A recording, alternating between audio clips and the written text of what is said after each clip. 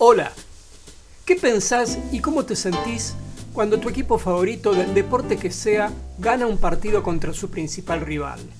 ¿Y qué crees que piensa y siente otra persona como vos en ese momento, pero que es fanática del otro equipo? Seguramente frente al mismo hecho, sus interpretaciones y sentimientos son muy diferentes. Puedo imaginarme que vos estés feliz por el resultado y atribuyéndolo a la destreza y mérito de tu equipo, y que esa otra persona que simpatiza con el equipo rival esté triste, frustrada o enojada, y atribuyendo la derrota a la mala suerte, la injusticia, la arbitrariedad del árbitro. ¿Se lo llama árbitro por eso? Un mismo hecho, un mismo resultado, dos personas, dos interpretaciones y sentimientos diferentes. Vos me dirás, ¿y cuál es la novedad? Siempre los que ganan están contentos y los que pierden están tristes o se enojan. Si me dijeras eso, yo estaría totalmente de acuerdo. Mi punto aquí es que este ejemplo simple, trivial, nos recuerda que las personas interpretamos lo que pasa y de que de esas interpretaciones resultan nuestros sentimientos y, en definitiva, nuestras acciones y nuestros resultados. Y generalmente vamos por la vida relativamente ciegos a la subjetividad y parcialidad de nuestras interpretaciones y muchas veces tratándolas no como historias que nosotros mismos construimos, sino como la realidad misma. En este video quiero enfocarme en las interpretaciones que hacemos y en la relativa inconsciencia con las que las usamos para andar por la vida. Quédate, mi propia interpretación sobre lo que sigue en este video es que puede ser algo que te sirva a vos para progresar. Estaba preocupado. Hacía tiempo que no tenía noticias de Hilario ni de Honorio y sabía que se acercaba el día D que ellos mismos habían anunciado en otro video. Ese día en que la imagen de ambos dejaría de existir por la salida del servicio de la aplicación Snapcam con la que fueron creados. Si bien ambos habían prometido llamarme, aún en el caso de que sus imágenes ya no estuvieran disponibles, para continuar interviniendo en el canal al menos a través de sus voces en off, su silencio reciente me llevaba a temer lo peor.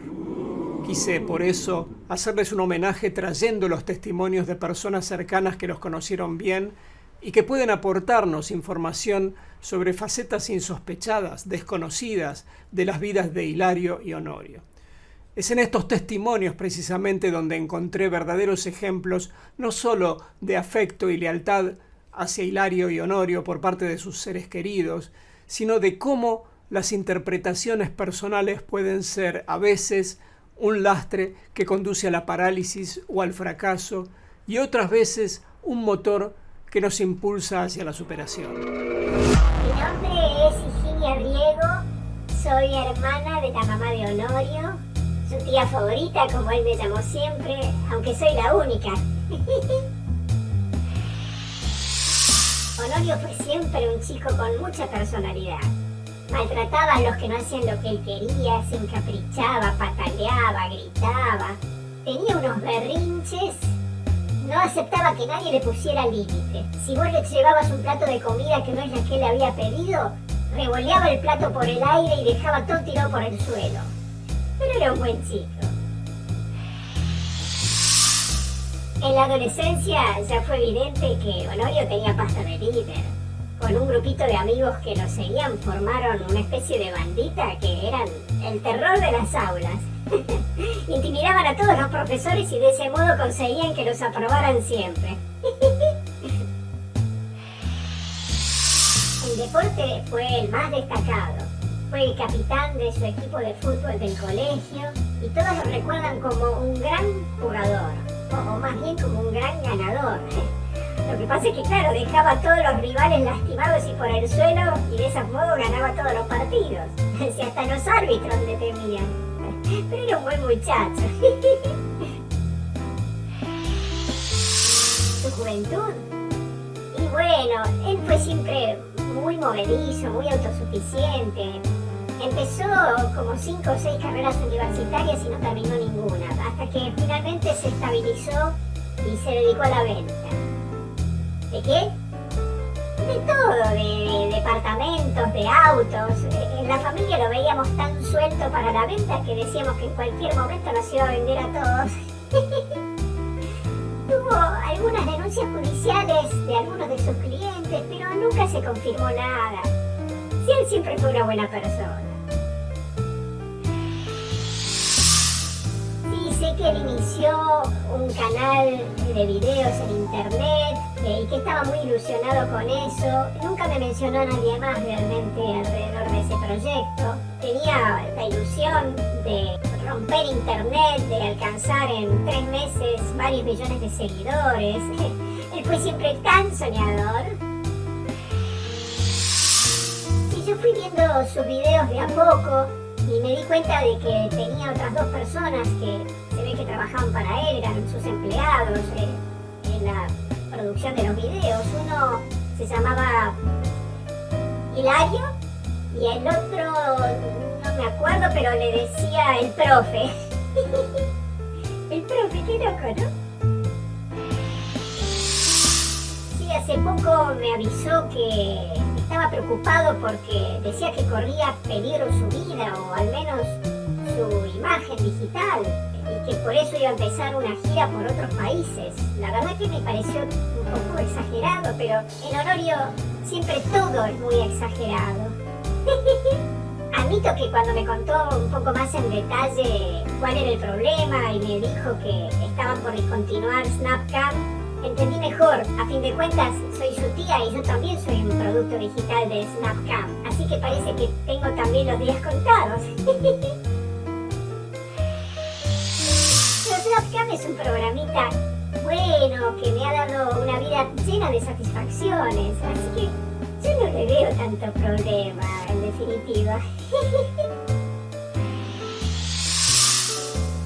¿Miedo? No, yo no tengo miedo. No, es parte de la revolución tecnológica. Quizás hoy es Snapcam, mañana será otra, y quizás esa otra me haga un poquito más joven. Hola, soy Hugo Riestra, o Huguito, como me dice mi tío Hilario. Él es hermano de mi mamá. Yo no lo veo muy seguido porque solamente nos encontramos cuando hay fiestas de cumpleaños familiares o a fin de año. Y qué sé yo, no sé, él siempre trae su guitarra a las reuniones y toca siempre lo mismo. Es un poco aburrido, trata de ser simpático conmigo, pero en general no me da mucha bola, qué sé yo. A veces me propone que juguemos a algo. Nunca son juegos deportivos ni físicos, siempre son juegos de mesa. Y yo siempre le gano. No sé a qué se dedica, qué sé yo. Para mí fue siempre el tío de la guitarra. Que tampoco se queda mucho en las reuniones, así que no tengo mucho contacto con él. Sí, contó a principios de año en una de las reuniones familiares que estaba haciendo unos videos para YouTube con un socio o con un amigo. Sí, vi todos los videos y estoy al tanto de todo. Sé que él y su socio están de la nuca porque están por discontinuar Snapcam. ¡Qué loco que se pone! La verdad es que no hablé nada con él de ese tema y no sé dónde está ahora, no tengo idea. Miedo no, ni por mi tío ni por mí. No, yo sé que también soy un producto de Snapcam y que mi vida digital depende de Snapcam. Pero bueno, tengo toda una vida digital por delante. Hoy es Snapcam, mañana podrá ser otra aplicación. Lo importante es como yo me autopercibo. El resto es anecdótico. Higinia y Huguito están interpretando la noticia de la cancelación de Snapcam de un modo muy diferente al de Honorio e Hilario. Lo que para unos es una catástrofe que amerita una especie de cruzada de defensa, para otros es un tema que no les genera especial preocupación y que contemplan casi como si fuera una anécdota más de la vida cotidiana. ¿Quién tiene razón? Interpretaciones, el modo en que nuestra mente hilvana la trama que conecta los hechos que percibimos, los supuestos que adoptamos y el modo en que vemos o creemos que los anteriores afectan algo valioso para nosotros. Ese hilo conector de nuestra mente le da forma a un relato, a una historia particular que construimos y que no termina allí. Alimenta el modo en que sentimos y nuestro comportamiento. ¿Está mal interpretar? Por lo pronto no está bien ni mal, simplemente ocurre. A veces nuestras interpretaciones nos sirven para desarrollar comportamientos que nos ayudarán a lograr lo que queremos, pero a veces también nuestras interpretaciones generan en nosotros comportamientos que nos alejan de lograr lo que queremos o simplemente nos paralizan. ¿Quién tiene razón en nuestro ejemplo? Quizás todos, quizás ninguno, porque las interpretaciones de Honorio, Hilario, Higinia y Huguito son respecto del futuro, por lo tanto están basados en suposiciones sobre lo que puede o no ocurrir. No sabemos si el futuro será como lo imaginan porque aún no ocurrió. Y por otro lado, esas interpretaciones evidencian que ellos valoran de modos diferentes el posible impacto de la caída de SnapCam, si realmente ocurre. Sus historias son diferentes cuando relatan cómo eso podría afectar lo que para cada uno de ellos es importante. Si nuestras interpretaciones no son necesariamente ciertas, ¿deberíamos dejar de interpretar? No. Necesitamos interpretar para darle sentido al mundo en que vivimos y operar en él. Lo que se vuelve problemático es tratar nuestras interpretaciones como si fueran las únicas posibles. Puede haber tantas interpretaciones como personas y algunas de ellas pueden resultar más efectivas en tanto se basan en hechos comprobados. Pero en beneficio de vivir nuestra vida más conscientemente, es importante recordar que somos sujetos constructores de interpretaciones y por lo tanto siempre tienen un grado de subjetividad. La subjetividad no es mala, simplemente no es objetividad. ¿De qué manera podemos progresar en la vida en lo que depende de nuestra forma de manejar interpretaciones, propias o ajenas? Primero, recordando y reconociéndolas como interpretaciones.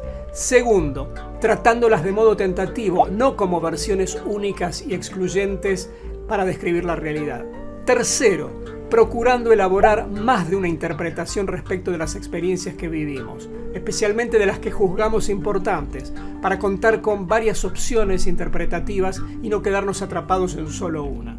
Cuarto, poniendo a prueba las suposiciones incluidas en nuestras interpretaciones siempre que podamos. Vamos a hablar de eso en otro video también.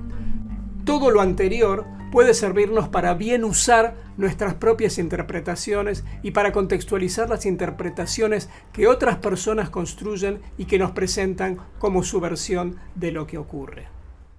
Te propongo entonces que ejercites tu creatividad y al mismo tiempo tu conciencia acerca de la participación de tus interpretaciones en la perspectiva que te formas de la vida. Toma cualquier ejemplo de la vida cotidiana, identifica qué interpretación estás haciendo de ese evento o situación y pensá por lo menos otras dos interpretaciones diferentes que podrías construir sobre el mismo evento o situación. No te estoy sugiriendo que le restes valor o verosimilitud a la primera interpretación que haces, pero lo que sí te estoy pidiendo es que intencionalmente elabores por lo menos otras dos, a partir de los mismos hechos. Después de haber creado esas interpretaciones adicionales, podés reflexionar sobre cuál de ellas crees que mejor se aproxima a lo que realmente está pasando.